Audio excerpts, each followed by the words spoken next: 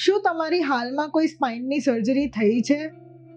આવો આપણે જાણીએ કે આપણે સ્પાઇન સર્જરી પછી શું કઈ વસ્તુનું વધારે આપણે ધ્યાન રાખવું જોઈએ. મારું નામ ડૉક્ટર મેધા વ્યાસ છે અને હું એક કન્સલ્ટન્ટ ન્યુરોસ્પાઇન સર્જન છું સિનેપ્સ સ્પાઇનની ટીમ સાથે.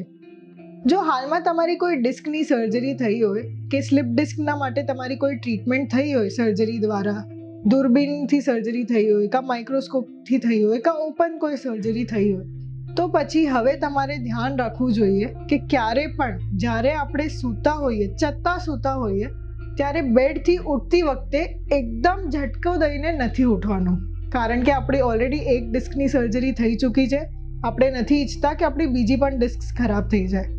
બેડથી ઉઠતી વખતે ક્યારે પણ આપણે કોઈ પણ એક બાજુ ફરીને પહેલાં આપણા પગ નીચે આવે અને પછી આપણું બોડી ઉપર આવે એવી રીતે પહેલાં બેડ ઉપર બેસીને પછી ઉઠવાનું છે. આ વસ્તુનું ધ્યાન એ લોકોએ પણ રાખવાનું છે જેને કોઈ દિવસ મણકાની કોઈ સર્જરી નથી થઈ. આ આપણે એકદમ ઇન જનરલ વસ્તુ છે જે આપણે બધાએ જ ધ્યાનમાં રાખવા જેવી છે. બીજી વસ્તુ, જો તમારી સર્જરી થઈ હોય મણકાની, ડિસ્કની કોઈ પણ પ્રકારની, તો તમારે મિનિમમ 1 થી 2 મહિના સુધી એકદમ બેન્ડ થઈને કોઈ પણ વજનવાળી વસ્તુ નથી ઉપાડવાની. આના લીધે સ્પાઇન ઉપર પ્રેશર પડે અને પાછી તમારી ડિસ્ક પ્રોલેપ્સ થવાના ચાન્સીસ વધી જાય છે.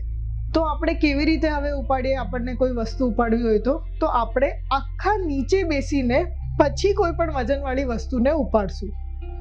પછી બીજી વાત કે આપણે ક્યારે પણ ઉબળક નથી બેસવાનું. જે આપણા જૂના સમયના ઇન્ડિયન ટાઈપના ટોયલેટ્સ હતા એમાં જે આપણે પોઝિશનમાં બેસતા હતા એ પોઝિશન આપણે અવોઇડ કરવાની છે, કારણ કે એમાં સ્પાઇન ઉપર પ્રેશર આવે છે. તો આ 2-3 વસ્તુઓનું જો આપણે ધ્યાન રાખીએ તો આપણી સ્પાઇનની હેલ્થ વધારે સારી થઈ જાય.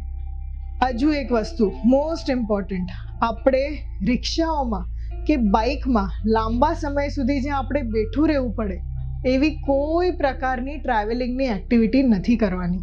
કારણ કે બાઇક્સમાં અને રિક્ષામાં બેઠા જો આપણને જો એક એવો જર્ક લાગી ગયો તો આપણને એ સર્જરીના જે બેનિફિટ્સ છે એ પૂરી તરીકેથી નહીં મળે અને પાછા ડિસ્કના પ્રોલેપ્સ રહેવાના ચાન્સીસ રહેશે. આટલી વસ્તુઓનું આપણે ધ્યાન રાખશું તો આપણી સ્પાઇનની હેલ્થ સારી રહેશે અને ઘણા સમય સુધી આપણને કોઈ તકલીફ નહીં પડે. ફિઝિયોથેરેપી અને ફિઝિયોથેરેપી આનું જેટલું મહત્ત્વ જલ્દી સમજાય અને જેટલું વધારે સમજાય એટલું તમારા માટે બેસ્ટ રહેશે. સ્પાઇનની health is directly equivalent to સ્પાઇનના મસલ્સની હેલ્થ. જો મસલ્સ સ્ટ્રોંગ હશે તો 99% સ્પાઇનના પ્રોબ્લેમ્સ આપણે અવોઇડ કરી શકશું. આ હતી થોડી અમુક જાણકારી જે તમારા સ્પાઇન માટે જરૂરી છે અને જરૂર યાદ રાખજો. કાંઈ પણ તમને પૂછવું હોય તો કમેન્ટ સેક્શનમાં લખીને અમને જણાવજો. અમે જરૂરથી તમને જવાબ આપશું. Thank you.